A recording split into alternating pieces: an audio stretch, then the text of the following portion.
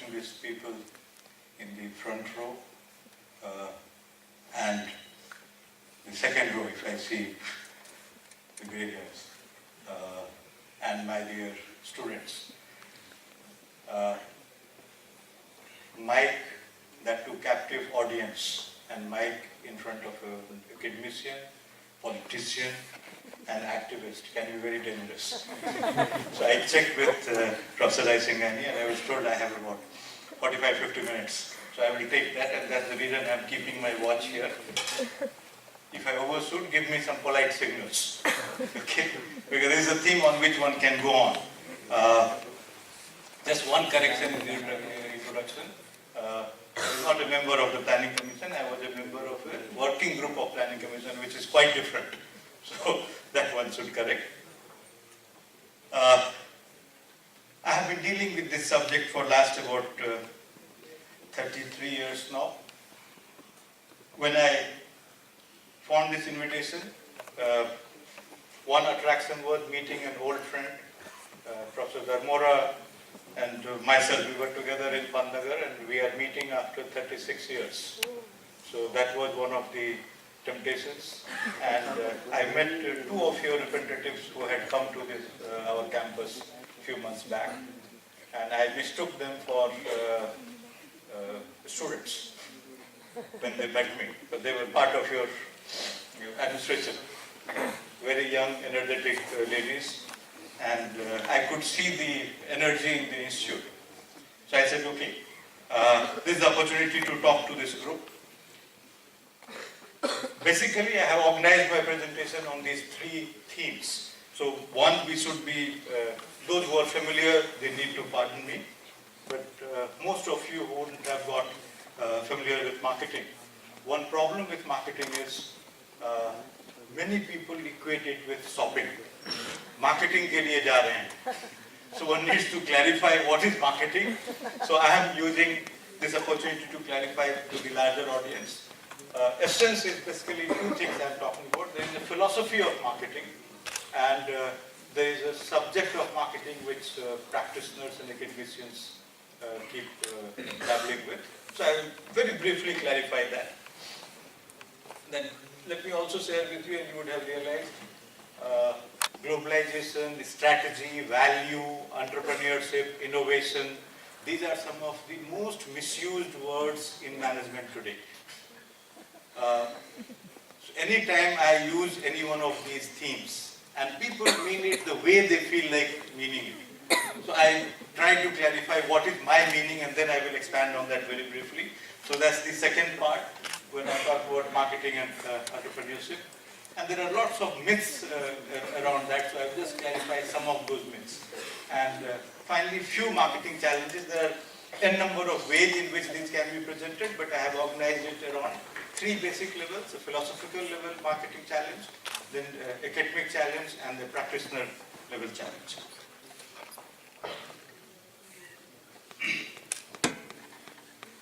These are different ways of looking at marketing. Meeting customer needs profitably, that's for the commercial sector. The second part that I have put, I believe personally, and I deal with NGOs for a long time without charging consulting fees, while surviving. I believe firmly that even non-profit organizations or so-called non-government organizations cannot survive for long and fulfill a mission if they are not generating surplus. So, profiteering is a bad word within quotes, but making profits or decent surplus for survival and growth, in my mind, is a necessary thing for business or for any do-gooder. If you don't do that, then you dance to the tune of somebody else's, so in any case your mission gets distorted. This is another definition which came from some very enlightened people in marketing, that marketing is about delivering a standard of living. This to me gives very interesting definition where we talk about quality of life and those kinds of things. This is Peter Drucker. He gave one of the best definitions. He says, what is marketing all about? So one very simple answer is, and if you have to read one management scholar only, if you have limitation of time, I submit that should be Drucker. He had both very profound ways of looking at it and very simple ways of looking at it, which is the hallmark of a genuine scholar. See, many of us, the problem is that we try to make simple things complex. And that's how some of us earn our livelihood. My appreciation is, the day you become a good scholar, you should be trying to simplify the complex, not the other way around. And that's also the beauty of our Indian darshan versus the Western philosophy. That's what limited understanding that I have. So this gentleman said, and he was not a professor of marketing, he was a professor of general management, a consultant, very respected consultant. He said, what is marketing all about, Professor Drucker? He said, it's the whole business, sorry, I have missed one word here, looked from the point of view of a customer. He said, the way your customer looks at your whole business, that is what is marketing all about. So, that's the basic understanding of marketing I would like you to have. These 4 sentences are the philosophy that I have understood so far. And I have few years to go for retirement. Maybe before I retire, if I stand in front of you, after 2 years I can say with confidence, no, my learning had changed. Because I also believe that day one stops learning, one should take retirement. Right? So as of now, this is my learning that I have gone through. So first principle of marketing is, customers do not buy products or services. You have not come to this institute to get some courses. Different people have different purposes. And in a lighter vein, I am saying don't take it too seriously. Some people come to institutions for time pass. 3-4 years, I don't know what to do, I am confused. So some program I will join, but that should be a very, very small number, right? There are people who come with very clear vocational objective. I want a job. I will tell you, in fact, Bangalore has several very enlightened schools. One of the schools, Krishnamurthy Foundation School. The principal used to brief the parents. We try to produce good human beings. Your child may not get into an IIT or NIT or a medical college. So one of the parents asked a question. That's all fine, principal, but will he or she be able to put his or her child in your school? Because that's an expensive school, right? So, good human beings is also one of the best definitions of education that I have come across, and it was a motto of one of the institutions where I served, Institute of Broad Management at Anand. It said, "Sa vidya ya vimuktaye." True education liberates mind. Unfortunately, sometimes we do the opposite, right? So there are different purposes. Some people come for livelihood, somebody come for status, some people come for the learning, educating others. In hardcore commercial terms, somebody beautifully said, I manufacture cosmetics in my factory, I sell hope in the market. That's one of the best illustrations of this point. And this state has produced some wonderful bureaucrats, and when I met Mr. Sharma, I was reminded of one of the fantastic bureaucrats from this state. I had the privilege of studying under, he was on reputation with IIM Ahmedabad at that time, Mr. Indrajit Khanna, who later on I am told became Chief Secretary of this state. He was also with Center in Agriculture Ministry. One of the things I still remember from his classes, we were discussing development. We had one full session discussion, what is development all about, right? And it started with the person who had, conceptualized the community development movement in this country. There was a gentleman called Mr. S.K. Day. His vision of what is development, and simple answer came at the end of the class: power to the people. So basically, if you say that, look, if development is power to the people, then Panchayati Raj and all those things, one can link that. Look, if that is the philosophy, then I am doing something. But if you think development is distributing liquor, distributing money, there is a different way of looking at development. In marketing, because these benefits are defined by the customers. So you decide for what purpose you have come in this institute. Your professors may say anything, but if you are not clear about why you are here, it's very difficult for any professor or any director or any principal to achieve the institutional objective. So moment we say that customers define the benefits, and mind you, I should one of my students at one time questioned the professor, you say we are customers and marketing is about customer centrism, and you discipline us a lot. You don't listen to us. So I asked him a counter question. I said, look, that means you have not understood the basic philosophy of marketing. Are you my only customer? Are your parents also my customer? Are your potential in-laws my customer? Is the industry which is going to recruit you, is somebody from that sector also my customer? There are multiple customers, and some trade-off happens in that process, and that's how this benefit gets decided. So without getting into too much of details, if you look at traditional marketing, we have over-glorified end customer, the end user. My learning is no. Several statements have made, customer is king or queen. We live or die for the customer. In my 3 decades of experience, I have seen several farmers committing suicide. Some customers committing suicide who have invested wrongly in some business. I am yet to see a businessman committing suicide because he got agonized by some customers' problems. Right? So all this is farcical when people say customer is king or queen. No. To my mind, end customer is like first amongst equal in a cabinet system of governance. Unfortunately, may not be true for our current central government. So I will not go beyond that. Okay? And the multiple customers that I am talking about is, you have end customer. Then we call, in jargon terms, some people call internal customers. Internal customers are all the employees of an organization. And one of the good books on services marketing, the title of that book is, Customers Come Second. So the question comes then, who comes first? And very simply the person says, you have to read 363 pages to get to that philosophy, that if your employees are not delighted, how do you expect them to delight? So I keep telling directors and principals of the colleges, if your faculty is tortured, they in turn will torture students and other staff. Right? So the task of a director or faculty is to make sure, the principal is to make sure that, but it's not about pampering. That's what one has to keep in mind, treating each other as customer. So give you a very simple example. Four Seasons Hotels is one of the very respected luxury hotel globally. They have a beautiful practice. When they recruit hotel management graduates, they put them up in one of their best properties for 2 weeks. And these people, youngsters, are served by their bosses for 2 weeks. And then their induction training begins. That having received one of the best services in the world in hospitality industry, please learn how to provide it to others, while we will ensure that your self-respect and dignity will never be touched.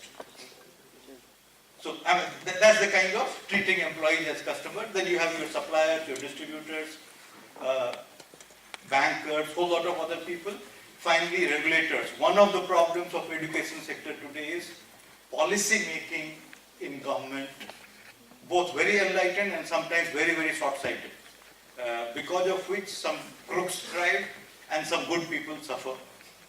We have been struggling with that with government, even as a government institution. Private institutions have their own struggle, right? But regulator as a customer, and I will give you one of the best examples that I have. In Indian scenario, you will be familiar with this golden quadrilateral north, south, east, west corridor. Mr. Atal Bihari Vajpayee, when he was the Prime Minister, he is supposed to have asked one of his advisors, please tell me what should I do in my remaining 4.5 years, when he was in his third term, where he lasted 5 years, for which people in this country will remember me long after I am gone. A beautiful marketing advice came. And I will like you to distinguish between a marketing advice and a language advice.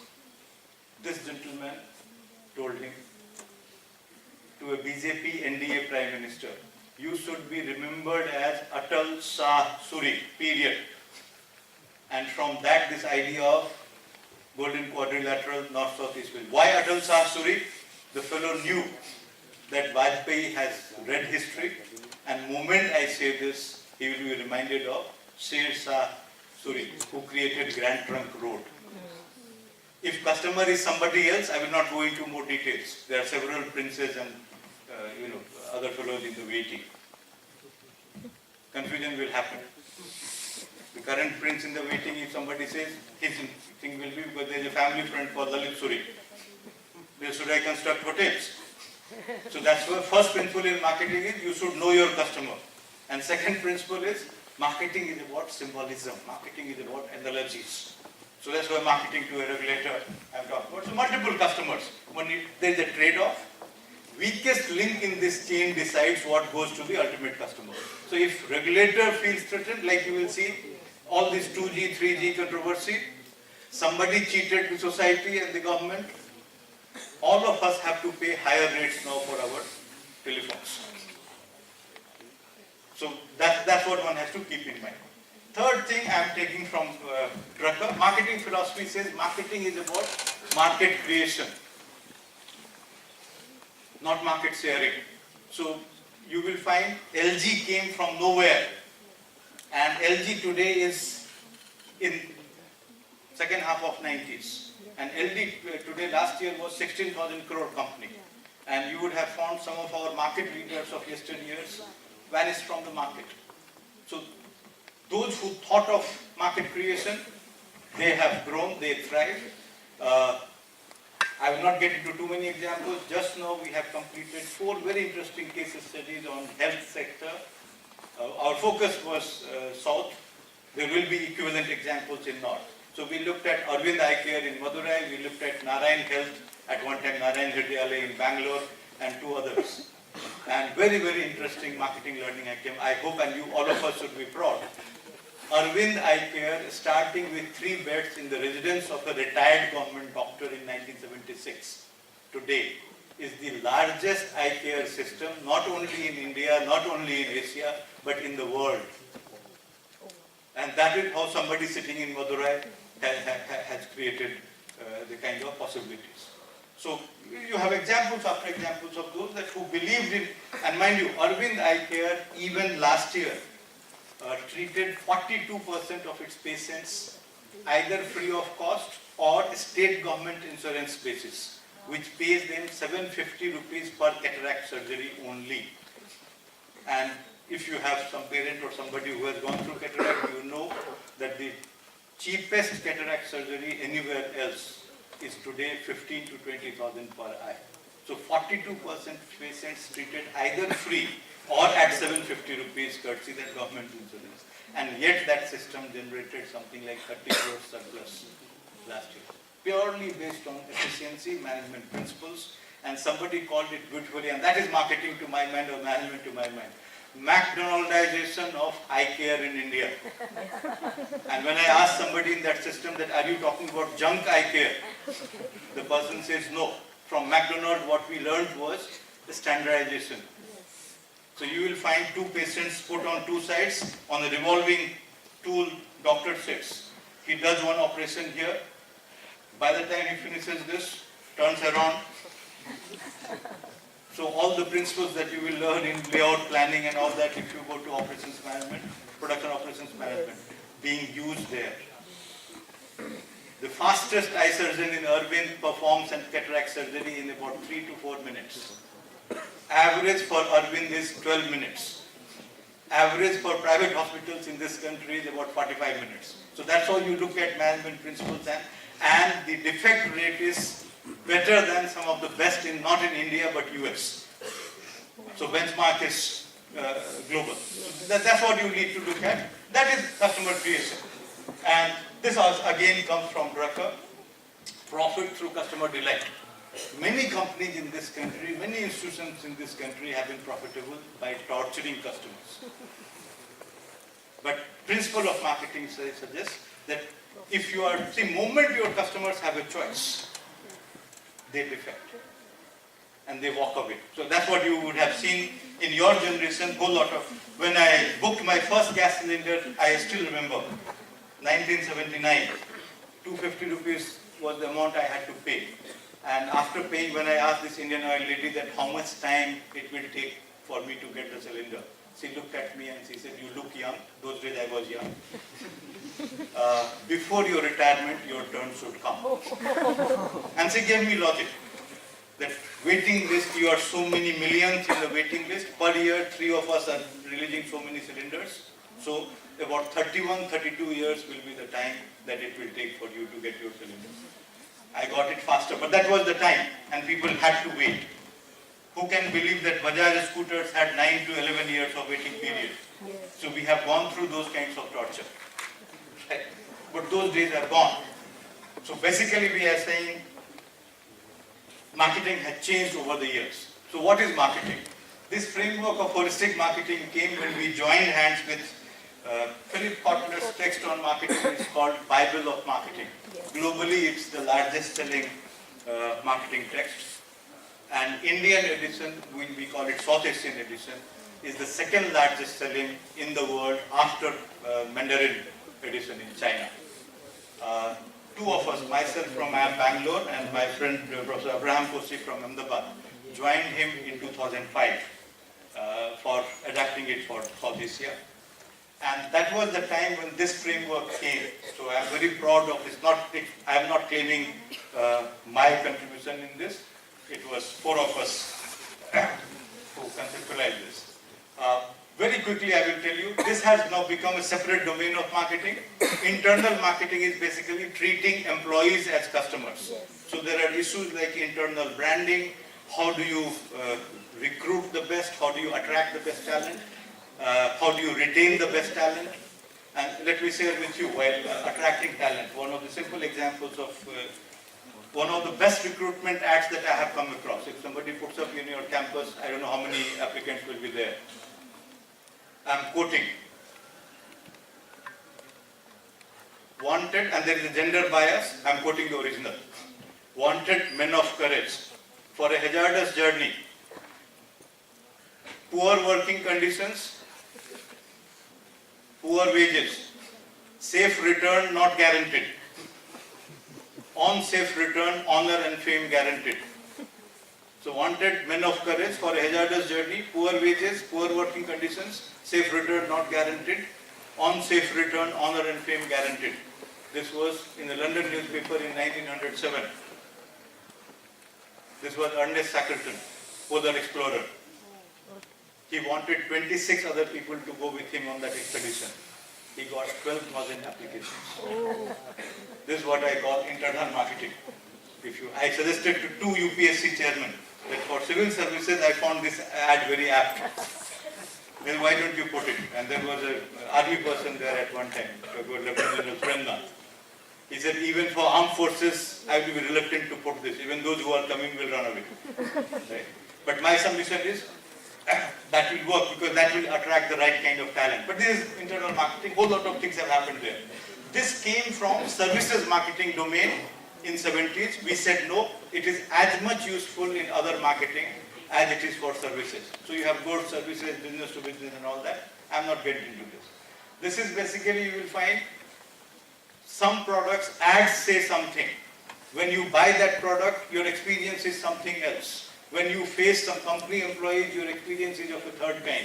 So basically, integrated marketing says, you should be consistent.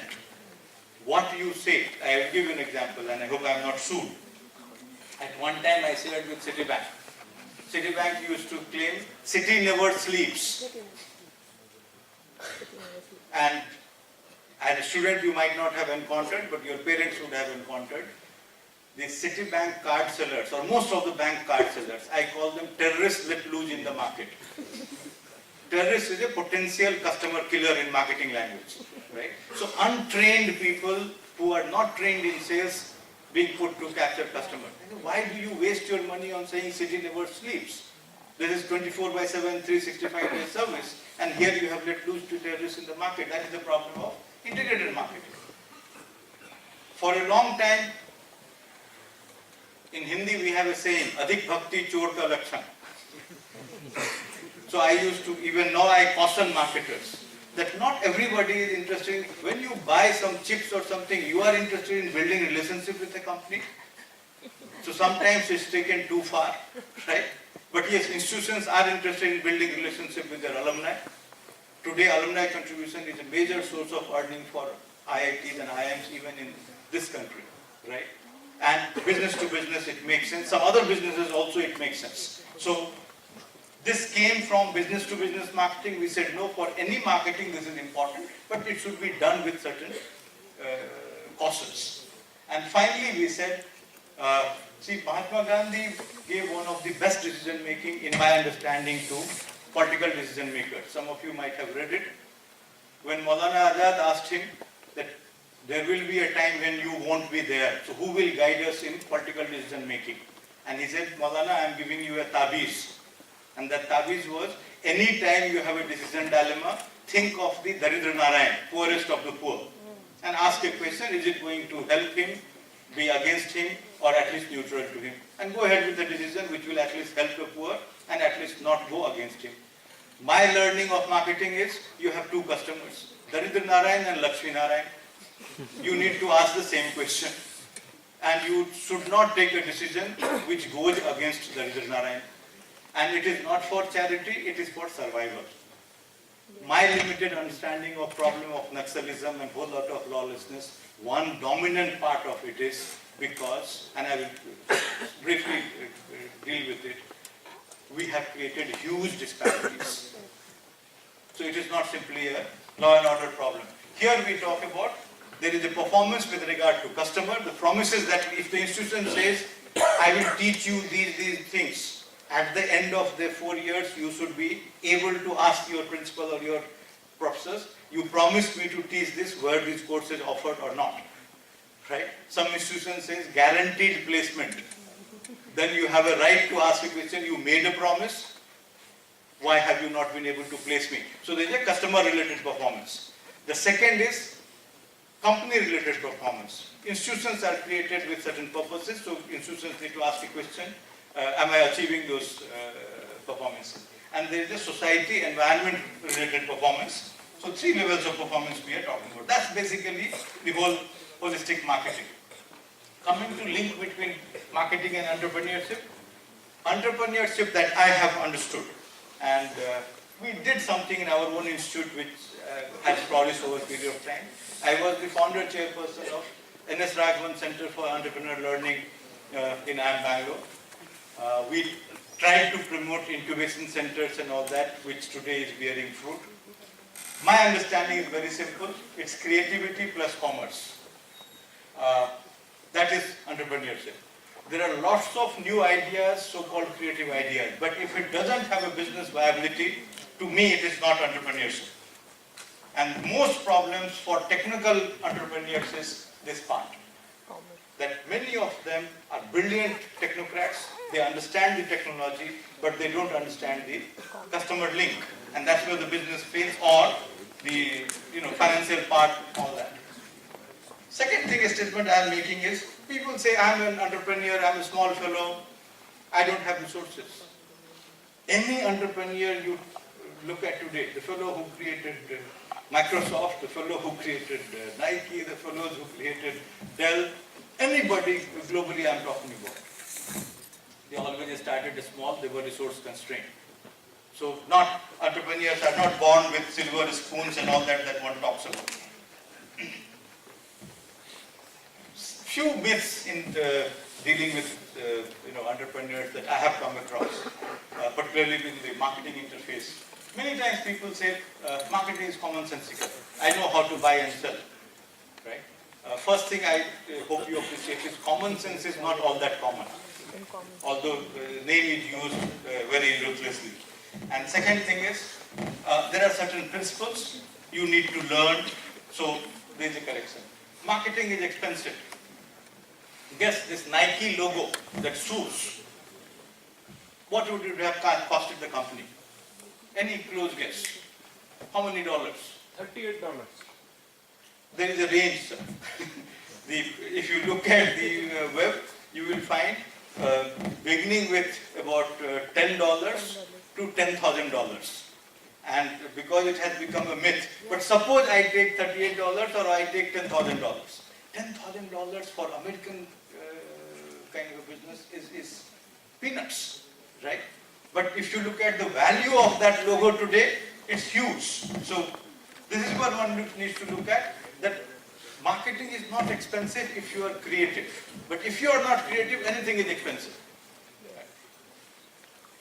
Marketing is dispensable.